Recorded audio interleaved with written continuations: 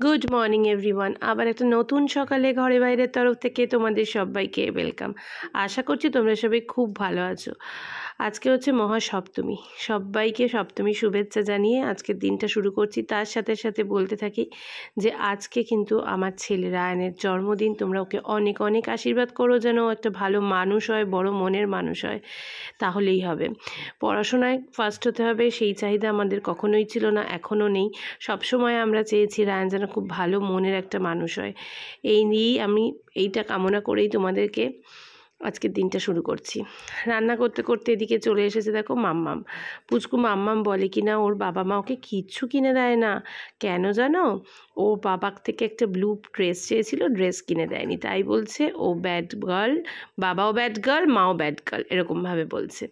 তো যাই হোক, এই নিয়ে ওকে নিয়ে খুনছুটি করে বেশ খানিকটা সময় কেটে গেল। আর ওদিকে দেখতেই পেলে রায়ানের দাবিতে আজকে রায়ানের দিদি রায়ানের জন্য রান্না করেছিল দই কাতলা, আর আমি করেছিলাম বোয়াল মাছের চচ্চড়ি, আর পাঁচপদের ভাজা তো থাকবেই, তার সাথে পায়েসও রান্না হচ্ছিল। তো যাই হোক, এগুলো পুরোটাই আমাকে পরে ভয়েস দিতে হয়েছে, কারণ যখন আমি এডিট করতে বসি তখন দেখতে পাই যে কোথাও একটা গান চলছিল যেটা আমি খেয়াল করিনি, সেই গানের ভয়েসটা চলে এসেছিলো ব্লগে। আর সেটা যদি আমি ছাড়তাম ওভাবে, তাহলে হয়তো কখনো কখনো কোনো না কোনোভাবে কপিরাইট চলে আসতো। সেই ভয়ে আর আমি কোনোটা কথাগুলোই পুচকুর মাম্মামের যে কথাগুলো বলছিল আর কি পুচকু, সে কথাগুলো শোনাতে পারলাম না, আমাকে পরে ভয়েস দিতেই হলো। তো যাই হোক, আজকে সপ্তমী, কিন্তু সপ্তমী হলেও কোথাও বেরোনোর নেই, কারণ কাল অনেক রাত্রে ফিরেছি, তোমরা দেখেছো বোনের এনগেজমেন্ট পার্টি আমরা শেষ করে। তো ওইদিকে ওর বাবা রাত্রের যে শো স্টপার খাওয়া দাওয়া সেটারই আয়োজন চলছিল। ওর বাবা ওইদিকে ওগুলো করছিল, আমাদের দিনের বেলা রান্না হয়ে গেছে। এদিকে দেখো পাঁচপদের ভাজা ছিল, ওইদিকে বোয়াল মাছের চচ্চড়ি ছিল, আর এদিকে মামের হাতের তৈরি দই কাতলা ছিল, আর ওদিকে আমি করেছিলাম একটু পায়েস। ব্যাস এইটুকুই আয়োজন, সম্পূর্ণটাই রায়ানের ইচ্ছেতে। রায়ানই বলেছিল এগুলো এগুলো খাবো, তো তার জন্য আমরা এগুলো দিনের বেলা তৈরি করে দিয়েছিলাম, কারণ যেহেতু রিচ খাওয়া হয়েছিল আগের দিন রাত্রেবেলা, তাই আর কোনো রকম রিচের দিকে দিনের বেলাটা আমরা যাইনি। তো রায়ানের খুব খিদে পেয়ে গেছিলো বলে রায়ান বললো আমাকে খেতে দিয়ে দাও, তাই রায়ানকে আমরা খেতে দিয়ে দিয়েছি। সুন্দর করে পাঁচপদের ভাজা সাজিয়ে, যার মধ্যে ছিল পটল ভাজা, বেগুন ভাজা, কুমড়ো ভাজা, আলু ভাজা, ঢ্যাঁড়স ভাজা। রায়ান ওটাই বলছিল, কিন্তু আমাদের দুর্ভাগ্য কি, মানে আমার দুর্ভাগ্য কি, আমি একটা ওর ভয়েস তোমাদেরকে শোনাতে পারলাম না, কারণ এই গানের গল্পে। তো যাই হোক, আর ওইদিকে ভাজার সাথে ছিল ঘি, নুন, কাঁচা লঙ্কা, আর এদিকে ছিল পায়েস, আর কাতলা মাছের দই কাতলা আর কি, আর ছিল বোয়াল মাছের চচ্চড়ি। আর মাম্মামকে দেখো পাশে কি সুন্দর চুপ করে দাদাকে দেখছে বসে বসে। তো আমি ওর বাবাকে বললাম ঠিক আছে, কোনো আয়োজনই তো কখনো সেভাবে করা হয় না, তো সেটা করেছিলাম আজকে। পায়েস বলা হয়েছে যে তুমি একটু খাইয়ে দাও। আয়োজন তো সেভাবে কখনোই যে খুব বড় করে কোনো আয়োজন করা হয় তা তো নয়, ওই ছোটোখাটো। আর এবার তো তবু যেটুকু আসে আমার দাদা বৌদিরা, সেটুকু এবার আসতে পারিনি, কারণ আমি কিছু অ্যারেঞ্জমেন্ট করিইনি, গত বছরও কিছু করিনি। তো ওর বাবাই একটু পায়েস খাইয়ে দিল, আমিও একটু পায়েস খাইয়ে দিলাম, আর মামকে বললাম মাম তুইও একটু পায়েস খাইয়ে দে। তারই ফাঁকে ওর বাবা নিয়ে চলে আসলো গিফট। অনেক দিন ধরেই রায়ানকে বলছিল এবার তোকে একটা সারপ্রাইজ গিফট দেবো, এবার তোকে একটা সারপ্রাইজ গিফট দেবো। আর আমাকে বলেছিল এই গিফটটা দেখলে তুমি বলবে কেন এনেছো আবার এই গিফট। সত্যি আমি গিফটটা দেখে বলেছিলাম কেন এনেছো, কারণ ওর বাবা নিয়ে এসেছিলো ফাউন্টেন পেন রায়ানের জন্য, যেটা রায়ানের অনেক দিনের দাবি ছিল। ওই দেখো দিদি ওকে একটু খাইয়ে দিল পায়েস। আর রায়ান তো দেখে পুরো মুখটা দেখো কতটা ব্লাশ করছে ও দেখে। ফাউন্টেন পেনের ওর প্রচণ্ড নেশা, প্রচণ্ড শখ। তো আমি বলছিলাম এই মানে যখন গিফটটা দিচ্ছিল বাবা ছেলেকে, যে এইটা দিয়ে যদি দেওয়াল নষ্ট হয়েছে, আমার দেওয়ালে যদি একটা কালির দাগ লেগেছে, তখন তোমাদের বাবা আর ছেলেকে আমি মজা দেখাবো। তো যাই হোক, রায়ান গিফট পেয়ে খুব খুশি, ভীষণ খুশি। আর ওদিকে দিদিভাইকে বলছিল রায়ান কী রে তুই আমাকে কিছু দিলি না, তো দিদিভাইয়ের থেকে চেয়েছে গল্পের বই। আর আমাকে ওর বাবা বলছিল তোমার গিফটটা দাও। আমি যে আমার তরফ থেকে কোনো গিফট নেই। বললো তুমি যে ঘড়িটা এনেছিলে, আমি বললাম যে না, ঘড়িটা তো পুজোর জন্য কিনে দিয়েছি, তুমি কিছু টাকা দিয়েছো, আমি কিছু টাকা দিয়েছি, ব্যাস তার জন্য ঘড়িটা আমি জন্মদিনে ওকে দিইনি। জন্মদিনে ওই কেকটা আনবে বিকেলবেলা, কেকের টাকাটা দিয়ে দেবো। আবার দিদির থেকেও চেয়েছে স্টোরি বুক, সেই স্টোরি বুকটা বাবা খুঁজে পাইনি, তাই আনেনি, ওটা অনলাইনে অর্ডার করতে হবে। তো যাই হোক এই সমস্ত করে টোরে আমরাও খেয়ে দিয়ে নিয়েছি, নিয়ে 3টে বেজে গেল সব গুছিয়ে গাছিয়ে উঠতে উঠতে। আর এদিকে তোষক পেতে বাবা আর ছেলে নিচে শুয়ে পড়েছে, রান্নাঘর ওইদিকে পুরো ক্লিন করা আছে। আর ওইদিকে কড়াইটা দেখতে পাচ্ছ, ওটাতে রাত্রেবেলার মাটন রান্নাও হয়ে গেছে। রাত্রেবেলা রায়ান মাটন খেতে চেয়েছিল, আগের দিন রাত্রে যেহেতু সোনাইয়ের এনগেজমেন্ট পার্টিতে মাটন খেয়েছিলাম তাই আর মাটনটা দিনের বেলা রাখিনি। আর যেহেতু এবার বাচ্চাতে কিছুই হচ্ছে না, তবু বাচ্চা মানুষ তো একটু যদি বুবু, রাই, পুকপুকি এদেরকে না ডাকি, সোনাইকেও বলেছিলাম আসতে, সোনাই আর আসতে পারিনি, তাহলে তো হয় না। তো ওরা 3জন আসবে, সেটা সন্ধেবেলা। আর এই দেখো আমার কিন্তু পার্সেল আসার আর শেষই হচ্ছে না, পুজো শেষ হতে চললো কিন্তু পার্সেল এসেই যাচ্ছে। তো এদিকে একটা জুকের ব্যাগ অর্ডার করেছিলাম আমার অফিসের জন্য, কারণ অফিসের জন্য একদম ভালো একটা ব্যাগ আমি কিছুতেই পাচ্ছিলাম না, যেটার জন্য আমার খুব সমস্যা হচ্ছিলো অফিসে জিনিসপত্র নিতে। তো এবার জুকের ব্যাগটা আমাকে সোনাই অনেকদিন ধরে রেকমেন্ড করছিল জুকের ব্যাগটা নেওয়ার জন্য, কারণ সোনাই অনেক দিন ধরেই জুকের ব্যাগ ইউজ করে। তো আমাকে তখনই বলেছিল ফুলদি তুই একটা জুকের ব্যাগ কিনে নে, কিন্তু কেনা আর হচ্ছিল না। তো এইবার আমি বিগ বিলিয়নে এটা অর্ডার করে দিয়েছিলাম। আর অর্ডার করে দেওয়ার পর বেশ ভালোই রিভিউ দেখেছিলাম, দেখেই অর্ডার করেছিলাম। তো হাতে আসার পর মেটেরিয়ালটা সত্যি আমার খুব ভালো লেগেছে। তো যাই হোক পুজোর পর যখন অফিস খুলবে তখন থেকেই এটা আমি আবার নিয়ে যাব। তো এখন এই সমস্ত রেখে টেকে মামকে বললাম চল একটু শুই, আর ভালো লাগছে না, কারণ কদিন ধরে তো প্রচণ্ড ধকল চলছে, অনেক অনেক মানে রাত্রিবেলা করে ঘুমোনো হচ্ছে, মানে ভোরবেলা ঘুমোচ্ছি, রাত্রিবেলাও ঘুমোচ্ছি না। ওইদিকে রায়ান তো অলমোস্ট ঘুমিয়ে পড়েছে, ওর বাবা ফোন দেখছিল, ওর বাবাও ফোন দেখতে দেখতে ঘুমিয়েই পড়বে। তো যাই হোক এই করতে করতে আমরাও ঘুমিয়ে পড়েছিলাম, একেবারে ঘুম ভেঙেছে যখন রাই এসে বেল বাজিয়েছে, তখন বাজে প্রায় 6টা 10-15।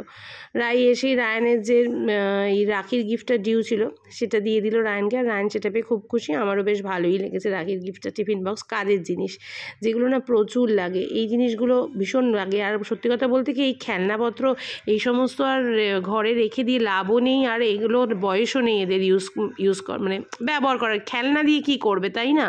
তো সেটাই আমি মামকেও দেখাচ্ছিলাম যে দেখ মাম কি সুন্দর হয়েছে, টিফিন বক্সের কালারটাও খুব সুন্দর হয়েছে, আর টিফিন বক্সটাও খুব মিষ্টি হয়েছে দেখতে। তখনও বুবু এসে পৌঁছয়নি, আমি রাইকে জিজ্ঞাসা করছিলাম কী রে রাই, দাদাভাই এখনও এলো না? তখন রাই বলছিল দাদাভাই তো বললো চলে আসবে। আমি বললাম তোর বাবা মা কোথাও বেরোবে না? ও বলছিল হ্যাঁ বেরোবে। আর এইদিকে রায়নকে বললাম যা টিফিন বক্সটা জায়গায় ঢুকিয়ে রেখে দিয়ে দাদাভাই আসুক। তখনও দাদাভাই মানে বুবু আর পুকপুকি তখনও এসে পৌঁছয়নি, শুধু রাই এসেছিল। তো যাই হোক এইটুকু আনন্দ করেই কাটালো আর কি রায়ান। আর আমরা রায়ানের জন্মদিনের উপলক্ষে এই সমস্ত করতে গিয়ে আর সেদিন কোথাও বেরোইও নি, আর সত্যি কথা বলতে ফিলও আসছিল না কি সেদিন পুজো। ওই যেটুকু কানে আসছিল আওয়াজ গানের, ওইটুকুতেই মনে হচ্ছিল যে কি আজকে পুজো। আর জানলা খুললে যেহেতু নিচে আলো ধরছিল, আমাদের পাড়ার পুজোর যে একটা চেন দিয়েছিল ওখানে, সেটা দেখে মনে হচ্ছিল কি না চলো এটা পুজো। আর এদিকে দেখো পুকপুকিও চলে এসছে, বুবুও চলে এসছে, আমরা সবাই মিলে হাহাহি করছিলাম। আর ওর বাবা একটু বেরিয়েছিল রায়নের জন্য একটা কেক আনতে, ওই একটা ছোট কেক না কাটালে তো হয় না, তাই ওই একটা ছোট কেক আনতে ওর বাবা বেরিয়েছিল। আর এখানে এরা হা হি করছে, যা হয় বাচ্চা কাচ্চা সব একসাথে, এটাই আনন্দ তাই না। প্রত্যেক বছর তো আর জন্মদিন করে ওঠা হয় না, তো এই বাচ্চা কাচ্চাগুলো নিয়ে থাকবে, সবাই মিলে একসাথে হই হুল্লোড় করবে, এইটুকুই যা। কারণ ওদেরও তো মন খারাপ হয়, এতটা তো বড় হয়ে যায়নি কি না একা একা কাটাবে দিনটাকে, একা একা ঘরের মধ্যে থাকবে। তো যাই হোক ওরা এই নিয়েই কাটাচ্ছিল আর হা হি করছিল। দেখো না কেউ বলবে একটু বড় হয়েছে, না কেউ বলবে না। তো ওইদিকে বেজে গেছে প্রায় 9:45। এবার তাড়াহুড়ো করছিলাম যে না এবার কেকটাকে কেটে ফেলতে হবে, কারণ পুকপুকির আবার পরের দিন জন্মদিন ছিল, পুকপুককে বাড়ি যেতে হবে। আমি তার ফাঁকে ভাতটা করে নিয়েছি, আর মাটনটা তো করাই ছিল, রাত্রেবেলা কিচ্ছু রান্না ছিল না, ওই ভাজাভুজি ছিল আর মাটন ছিল, ভাত ছিল। তো আমি বললাম মামকে যে মাম চল এবার কেকটা কাটিয়ে দিই, কারণ পুকপুকি খেয়ে আবার বাড়িতে যাবে, পরের দিন পুকপুকির বার্থডে, পুকপুকি একটু ঠাকুর দেখতে বেরোবে, ওর বাবা এসে মানে দেবাশিস এসে নিয়ে যাবে, তো চল কেকটা কাটিয়ে দিই। তো আমাদের এখানে কাছাকাছি মঞ্জিনিসি ছিল, ওর বাবাকে বললাম, ফোন করলো ওর বাবা, আমি বললাম ওখান থেকেই নিয়ে আসো, মিয়ামরে যাওয়ার চেষ্টা করো না, রাস্তাঘাটের অবস্থা খুব খারাপ, ভীষণ ভীষণ জ্যাম রাস্তাঘাটে। তো ওই জন্য আমি বললাম যে তুমি মঞ্জিনিস থেকেই নিয়ে চলে এসো। আমি জানি না কেকটা খেতে কেমন ছিল তখনও পর্যন্ত, যদিও আমি কেকটা পরেও খাইনি, তবে ওদের মুখে শুনলাম খুব একটা খারাপ ছিল না, ঠিকঠাকই ছিল। তো রায়ান এই ফ্লেভারটা আনতে বলেছিল, তাই এই ফ্লেভারটা আনা হয়েছিল। কফি তার সঙ্গে কী ছিল জানি না, ভ্যানিলা ছিল হয়তো। ও বাবা ভয়েস দিতে দিতে হাঁপিয়ে গেলাম। তো যাই হোক, এই যে কেক নিয়ে চলে এসছে, এবার কেক কাটা হবে। বাচ্চা বাটিকে বললাম যা তোরা ওইদিকে গিয়ে সব একসাথে দাঁড়িয়ে পড়, আমি ভিডিও করছি, তোরা ইয়ে কর, রায়নের সাথে দাঁড়িয়ে কেক কাটা। আর বাবার অবস্থা দেখো, একটা ক্যান্ডেল পর্যন্ত আনেনি। তো আমার এই যে ল্যাভেন্ডারের ক্যান্ডেলটা ছিল, আমি বললাম এটাই বার করে দিই, এটাতেই তুই ফু দে, এটা করেই কাট, এরকমভাবেই কাট। তো এই যাই হোক, এরা একদিকে দেখো কেক কাটছে। আর যা গরম পড়েছিল না সপ্তমীর দিন ছিল যেহেতু রায়নের জন্মদিন, প্রচণ্ড গরম লাগছিল। আমি তাই ওর বাবাকে কেক ফু দেওয়ার সঙ্গে সঙ্গে কেক কাটার আগেই বলছি তুমি আগে ফ্যানটা চালাও, গরমে আর পাচ্ছি না। আর এই যে ছোট্ট করে রায়নের একটা ছোট্ট বার্থডে সেলিব্রেট হচ্ছে। তো এইভাবেই কাটাচ্ছি দিনটা আমরা সবাই মিলে। এই 5টা বাচ্চা, আমি আর ওর বাবা। 5টা বাচ্চা বলা যায় না, বুবু আর মাম তো এখন বড়ই হয়ে গেছে, 3টে বাচ্চা। সোনাইকেও বলেছিলাম, যেহেতু সোনাইয়ের তো আর এখনও বিয়ে হয়নি মানে লিগালি ম্যারেড হয়ে গেছে কালকেই, বাট স্টিল এখনও তো আর ওভাবে শ্বশুরবাড়ি চলে যায়নি, বাপের বাড়িতেই আছে। তো ওর জন্য বলেছিলাম যে ঠিক আছে তুইও চলে আসিস, কিন্তু ও বললো ফুলদি আর ইচ্ছে করছে না, আজকে যাব না, কালকে সকালবেলা যাব। কিন্তু আলটিমেটলি ও মানে তার পরের দিন সকালবেলাও আসেনি। যাই হোক, রায়নের এদিকে দেখো কেকটা কাটা হয়ে গেছে, রায়ন ওইদিকে খাইয়ে দিচ্ছে কেক এক এক করে, বুবুকে, রাইকে, পুকপুকিকে, মামকে, সবাইকে কেক খাইয়ে দিচ্ছে রায়ান। তো রায়ান এখন ভাবছে যে কতক্ষণে রাত্রেবেলা খেতে বসবে, জানো তো। ও শুধু মাটনের দিকেই ঝোঁক বেশি, কারণ ও মাটন খেতে খুব ভালোবাসে। আর সকালবেলা মাটনটা খেতে পায়নি, যেহেতু আগের দিন মাটন খেয়েছে, তাই ও একটু পরপরই বলছিল খিদে পেয়েছে। মাছের ঝোল ভাতে ওর ঠিক পোষায় না, মাটন থাকলে কি আর মাছের ঝোল ভাতে কারোর পোষায়। তো যাই হোক, খেতে তাড়াতাড়ি দিয়ে দিয়েছিলাম, কারণ পুকপুকি বললাম তাড়াতাড়ি বেরিয়ে যাবে। কেক কাটার পর আর বসতে দিইনি ওদেরকে, বললাম 5 মিনিট বস, তারপরেই খেতে দিয়ে দিই। ওইদিকে পুকপুকি তো পায়েস খেলোই না, বুবুও পায়েস খেলো না, কারণ বুবু আবার বন্ধুদের সাথে সকালবেলা বেরিয়ে বিরিয়ানি খেয়ে ঢুকেছে। রাই পায়েস খেয়েছিল আসার পর, আর রায়ন তো পায়েস সকালেই দুপুরেই খেয়েছে, দেখতেই পেয়েছো। আমরাও একটু পায়েস খেয়েছিলাম বিকেলবেলা, সেগুলো আর ভিডিও করিনি। উফ বাবা, তোমাদের ভয়েস দিতে দিতে আমি হাঁপিয়ে যাচ্ছি কন্টিনিউয়াসলি। এই 13 মিনিট 53 সেকেন্ডের ভিডিও, সেখানে কন্টিনিউ ভয়েস দেওয়া not a matter of joke. যাই হোক, এই দেখো এদের খাওয়া শেষের পথে খাওয়া দিতে দিতে আবার অ্যাজ ইউজুয়াল আমি ব্লগ করতে ভুলে গেছি। রায়নকে জিজ্ঞেস করলাম, কিরে রায়ন মাটনটা কেমন খাচ্ছিস? রায়ন বলছে দারুণ। আর যা হয় ক্যাটারিংয়ের মাটন যতই টেস্ট হোক, বাড়ির মাটনের মতো তো টেস্ট হয় না, কারণ ওরা প্রচুর রিচ করে। আর বাড়ির মাটন খেয়ে রায়ন ওর বাবাকে বলছে, বাবা তোমার হাতের মতো মটন কালকে খাইনি, দারুণ মাটন হয়েছে রান্নাটা। আর সত্যি কথা বলতে ওর বাবা দারুণ মাটনটা রান্নাও করে, সব সময়ের জন্যই করে, আজকে বলে না। রাই ওইদিকে বলছে খুব টেস্ট হয়েছে। আর সব থেকে মিরাকাল, রায়নের জন্মদিন আজকে রাই রাত্রেবেলা থেকে গেছিলো আমাদের বাড়িতে, যেখানে রাই একদম থাকতে পারে না ওর বাবু মাকে ছাড়া একা একা। যতই হয়ে যাক না কেন, রাত্রেবেলা 3টে বাজুক 4টে বাজুক ও বাড়িতে গিয়ে ঘুমোবে। কিন্তু দেখো রাই আজকে রয়ে গেছে আলটিমেটলি। তখন মেয়ে এই সময় না রাইকে খ্যাপাচ্ছিল, বলছিল কী রে রাই তুই কি চিন্তায় পড়ে গেছিস, থাকবি কি থাকবি না? তখন রাই বলছে না আমি আজকে থাকবই। তো যাই হোক, আলটিমেটলি রাই ছিল, রাই সুন্দর করে ঘুমিয়েছে, ওরা খুব মজা করেছে।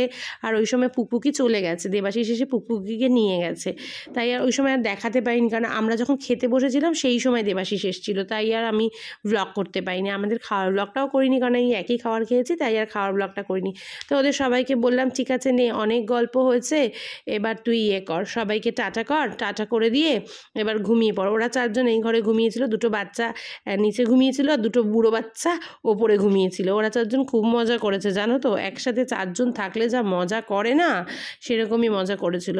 তো যাই হোক, রায়ের মুখটা দেখে দেখো সবাই ভাবছিল চিন্তায় পড়ে গেছে, কিন্তু না, আলটিমেটলি রাই সবাইকেই সন্তুষ্ট করে ঘুমিয়েছে রাত্রেবেলা। কারণ আমি ভোরবেলা উঠে যখন ওদের দরজাটা খুলি, তখন দেখছি একদম পুরো ঘুমের দেশে, এদেশে নেই।